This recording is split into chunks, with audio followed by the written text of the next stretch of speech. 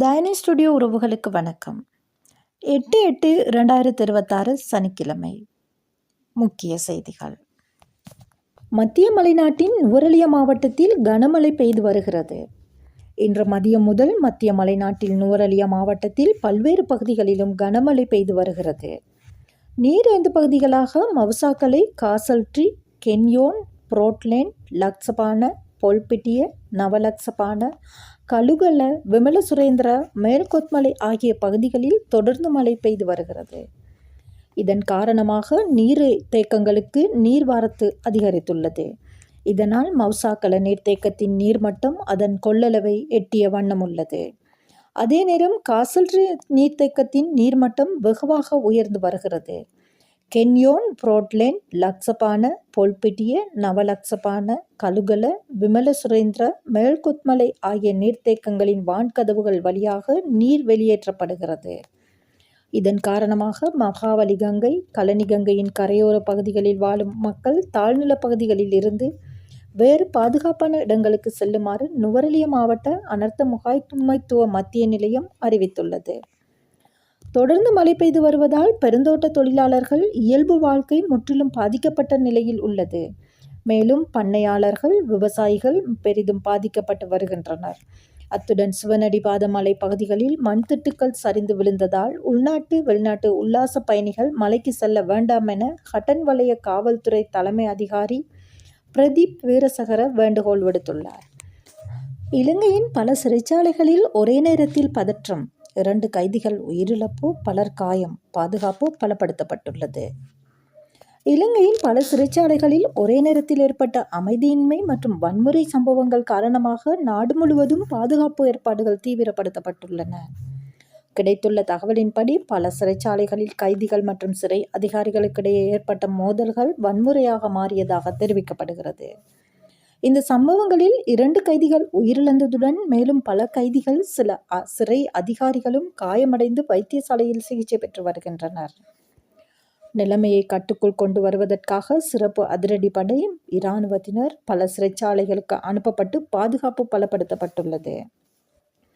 பாதுகாப்பு காரணங்களால் அடுத்த அறிவிப்பு வரும் வரை சிறை கைதிகளை பார்வையிட வருவோருக்கு தற்காலிக தடை விதிக்கப்பட்டுள்ளதாக சிறைச்சாலை அதிகாரிகள் தெரிவித்துள்ளனர். இந்த வன்முறைக்கான காரணம் குறித்து அதிகாரப்பூர்வ விசாரணைகள் ஆரம்பிக்கப்பட்டுள்ளன. ஆரம்பகட்ட தகவலின்படி சில சிறைச்சாலைகளில் மேற்கொள்ளப்பட்ட பாதுகாப்பு சோதனைகள் மற்றும் கைதிகளிடையேயான பதற்றம் இந்த சம்பவங்களுக்கு காரணமாக இருக்கலாம் என சந்தேகிக்கப்படுகிறது.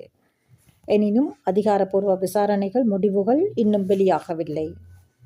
சிறைச்சாலைகளின் பாதுகாப்பை மேலும் பலப்படுத்தவும் இத்தகைய சம்பவங்கள் மீண்டும் நடைபெறாமல் தடுக்கவும் அரசாங்கம் மற்றும் பாதுகாப்பு தரப்பினர் பல்வேறு நடவடிக்கைகளை மேற்கொண்டு வருகின்றனர். நீர்கொழும்பு தழுபொத்த பல்லன்சேன சிறைச்சாலையில் ஏற்பட்ட அமைதியின்மை முழுமையாக கட்டுப்பாட்டுக்குள் கொண்டு வரப்பட்டு நள்ளிரவு 12 மணிக்குள் நிலைமை இயல்பு நிலைக்கு திரும்ப உள்ளது. சிறைச்சாலை கட்டடங்களுக்கும் அரசு சொத்துகளுக்கும் எந்தவித சேதமும் ஏற்படவில்லை. கைதிகளை பார்ப்பதற்காக உறவினர்கள் வழமை போல் வருகை தந்ததுடன் அவர்களுக்கான அனுமதியும் வழங்கப்பட்டு அன்றாட நடவடிக்கைகள் தொடர்கின்றன. பாதுகாப்பு மற்றும் நிர்வாக காரணங்களுக்காக 78 கைதிகள் நாட்டின் ஏனைய சிறைச்சாலைக்கு மாற்றப்பட்டுள்ளனர். அவர்களில் 28 கைதிகள் மேலதிக மருத்துவ சிகிச்சைக்காக வெலிக்கடை சிறைச்சாலை மருத்துவமனைக்கு அனுப்பி வைக்கப்பட்டுள்ளனர். வெள்ளாவெளியில் கசிப்பு சுற்றுவளைப்பின் போது போலீசார் மீது கொடூர தாக்குதல், 2 போலீசார் படுகாயம், மோட்டார் சைக்கிளும் மாயம்.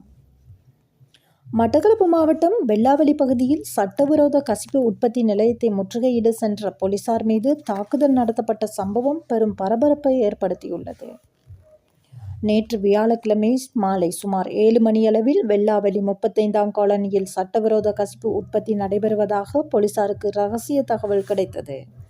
இதையடுத்து வெள்ளாவெளி போலீஸ் நிலைய பொறுப்பாதிகாரி தலைமையில் 7 போலீசார், ஒரு ஜீப் வாகனம் மற்றும் மோட்டார் சைக்கிள்கள் சம்பவ இடத்துக்கு சென்று சுற்றி வளைப்பு நடவடிக்கையை ஆரம்பித்தனர். அந்த நேரத்தில் கசிப்பு உற்பத்தியில் ஈடுபட்டதாக கூறப்படும் நபர்களின் உறவினர்கள் என சந்தேகிக்கப்படும் பெண்கள் உள்ளிட்ட சுமார் 25 பேர் கொண்ட குழுவினர் போலீசாரை பொல்லுகள் மற்றும் தடிகளால் தாக்கியதாக போலீசார் தெரிவித்தனர். இந்த தாக்குதலில் 2 போலீசார் பலத்த காயமடைந்து உடனடியாக மட்டக்களப்பு போதனா வைத்தியசாலையில் அனுமதிக்கப்பட்டுள்ளனர். அவர்களுக்கு சிகிச்சை அளிக்கப்பட்டு வருகிறது. சம்பவத்துக்கு பின்னர் அப்பகுதியில் பதற்றமான சூழ்நிலை ஏற்பட்டதுடன் தாக்கலில் ஈடுபட்டவர்கள் அங்கிருந்து தப்பி சென்றதாகவும் தெரிவிக்கப்பட்டுள்ளது. மேலும் போலீசார் பயன்படுத்திய மோட்டார் சைக்கிள் ஒன்றும் காணாமல் போயுள்ளதாக தகவல் வெளியாகியுள்ளது. அது தாக்குதலின் போது எடுத்து செல்லப்பட்டதா அல்லது வேறு காரணமா என்பது தொடர்பிலும் விசாரணைகள் நடைபெற்று வருகின்றன. சம்பவ இடத்துக்கு மேலதிக போலீசார் வரவழைக்கப்பட்டதுடன் தப்பி சென்ற சந்தேக நபர்களை கைது செய்வதற்கான விசேட தேடுதல் நடவடிக்கைகள் தீவிரப்படுத்தப்பட்டுள்ளன. இந்த சம்பவம் தொடர்பான மேலதிக விசாரணைகள் வெல்லாவெளி போலீசார் தொடர்ந்து மேற்கொண்டு வருகின்றனர். போலீஸ் சேவையை நவீனமயமாக்கும் ஜனாதிபதி அனுரவின் கவனம். இலங்கையின் போலீஸ் சேவையை மேலும் நவீனமயமாக்குவதுடன் போலீஸ் அதிகாரிகளின் நலம் மற்றும் தொழில்துறை செயற்திறனை மேம்படுத்துவது தொடர்பில் அரசாங்கம் கவனம் செலுத்தி வருகிறது. குறிப்பாக அரச நிறுவனங்களின் செயற்பாடுகளை டிஜிட்டல் மயமாக்கும் அரசாங்கத்தின் கொள்கையின் கீழ் போலீஸ் திணைக்களத்திலும் நவீன தொழில்நுட்பங்களை பயன்படுத்தி பணிகளை விரைவாகவும் வினைத்திறனாகவும் மேற்கொள்ளும் நடவடிக்கைகள் முக்கியத்துவம் பெறுகின்றன. ஜனாதிபதி அனுரகுமார திசாநாயக்க தலைமையிலான அரசாங்கம் அரச சேவைகளில் தேவையற்ற தாமதங்களையும் செயல்திறன் குறைபாடுகளையும் குறைப்பதற்கு டிஜிட்டல் மயமாக்கும் முக்கிய கருவியாக கருதுகிறது. அதே நேரம் போலீஸ் அதிகாரிகள் எதிர்கொள்ளும் பணிச்சுமை, அவர்களின் பணிச்சூழல் மற்றும் நலன் தொடர்பான விடயங்களும் கவனத்தில் கொள்ளப்பட வேண்டிய முக்கிய அம்சங்களாக உள்ளன. போலீஸ் சேவையை நவீனப்படுத்துவது என்பது பொதுமக்களின் பாதுகாப்பை வலுப்படுத்துவதுடன் காவல்துறை அதிகாரிகளின் பணித்திறன் மற்றும் தொழில்திறன் கௌரவத்தையும் உயர்த்துவதற்கான நடவடிக்கையாக அமையும். மேலும் போலீஸ் திணைக்களத்தின் நவீனமயமாக்கல் மற்றும் சேவை தரத்தை உயர்த்துவது பொதுமக்களுடன் போலீஸ் அதிகாரிகளின் தொடர்பை மேலும் வலுப்படுத்தும் நோக்கத்தையும் கொண்டுள்ளது. மக்களின் பாதுகாப்பும் போலீஸ் அதிகாரிகளின் நலனும் ஒன்றாக முன்னெடுக்கப்பட வேண்டும் என்பதே இத்தகைய சீர்திருத்தங்களின் முக்கிய நோக்கமாகும். பிரதம நீதியரசர் மற்றும் காவல்துறை மா அதிபரின் உத்தியோகபூர்வ இல்லங்களை காணொலி எடுத்த 40 வயது நபர் கைது. கொழும்பில் பரபரப்பு. கொழும்பில் பாதுகாப்பு தொடர்பாக பெரும் பரபரப்பை ஏற்படுத்திய சம்பவம் ஒன்று பதிவாகியுள்ளது. பிரதம நீதியரசர் மற்றும் காவல்துறை மா அதிபரின் உத்தியோகபூர்வ இல்லங்களை மற்றும் அவற்றை சுற்றியுள்ள வீதிகளையும் சொகுசு வாகனத்தில் சென்று கையடக்க தொலைபேசியில் காணொலி பதிவு செய்ததாக கூறப்படும் 40 வயதுடைய நபர் ஒருவர் கருவாத்தோட்ட போலீஸ் காவல்துறையினரால் கைது செய்யப்பட்டுள்ளார். காவல்துறை தகவலின்படி காவல்துறை மா அதிபரின் உத்தியோகபூர்வ இல்ல நுழைவாயிலுக்கு அருகில் பாதுகாப்பு பணியில் ஈடுபட்டிருந்த விசேட அதிரடிப்படை அதிகாரி சந்தேகத்துக்கிடமான வகையில் அந்த நபர் காணொலி பதிவு செய்வதை அவதானித்துள்ளார். இதனை அடுத்து அவர் உடனடியாக போக்குவரத்து காவல்துறையினருக்கு அவசர பிரிவினருக்கும் தகவல் வழங்கியுள்ளார். பின்னர் விரைவாக மேற்கொள்ளப்பட்ட நடவடிக்கையின் மூலம் குறித்த நபர் கைது செய்யப்பட்டுள்ளார்.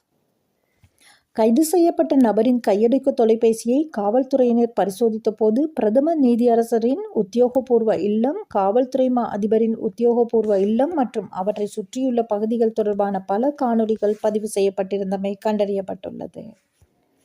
இதையடுத்து அந்த கையடக்க தொலைபேசியும் காவல்துறையினரால் ஆதார பொருளாக கைப்பற்றப்பட்டுள்ளது. இந்த காணொலிகள் எந்த நோக்கத்திற்காக பதிவு செய்யப்பட்டன, பாதுகாப்பு தொடர்பான ஏதேனும் சதித்திட்டம் உள்ளதா அல்லது வேறு காரணமா என்பது குறித்து தற்போது காவல்துறையினர் தீவிர விசாரணைகளை முன்னெடுத்து வருகின்றனர்.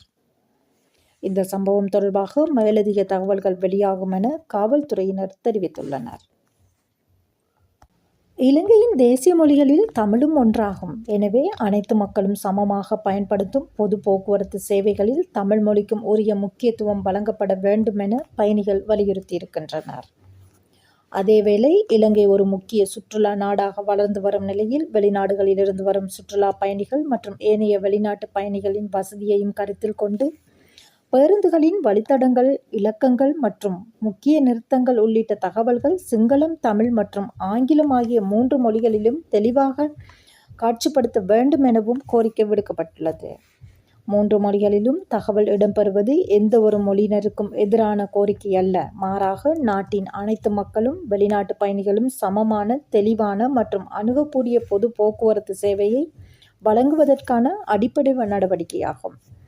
ஒரு பயணி பேருந்து நிலையத்தில் நின்று கொண்டு தனக்கு தெரியாத மொழியில் எழுதப்பட்ட வழித்தட பலகையை பார்த்து குழப்பமடைய வேண்டிய நிலை ஏற்படக்கூடாது. எந்த மொழி பேசுபவராக இருந்தாலும், எந்த நாட்டை சேர்ந்தவராக இருந்தாலும் இலங்கையின் பொது போக்குவரத்து அவருக்கு சொந்தமானது என்ற அடிப்படையில் மெட்ரோ பேருந்துகள் உள்ளிட்ட அனைத்து பொது போக்குவரத்து சேவைகளிலும் 3 மொழி கொள்கை நடைமுறையில் உறுதியாக அமல்படுத்த வேண்டும் என பயணிகள் கோரிக்கை விடுத்துள்ளனர். சிங்களம், தமிழ் மற்றும் ஆங்கிலம் ஆகிய 3 மொழிகளிலும் வழித்தட பலகைகள் மற்றும் பயணிகளுக்கான தகவல்கள் வழங்குவதன் மூலம் மொழி தடையின்றி அனைவரும் பொது போக்குவரத்தை நம்பிக்கையுடன் பயன்படுத்தக்கூடிய சூழலை உருவாக்க முடியும். இதற்கான உரிய நடவடிக்கைகளை சம்பந்தப்பட்ட அதிகாரிகள் உடனடியாக மேற்கொள்ள வேண்டும் என்பதே பயணிகளின் எதிர்பார்ப்பாகும். மீண்டும் மற்றொரு செய்தியில் சந்திப்போம். அதுவரை நன்றி கூறி விடைபெறும் நான் உங்கள் அன்பின் தயானி. நன்றி, வணக்கம்.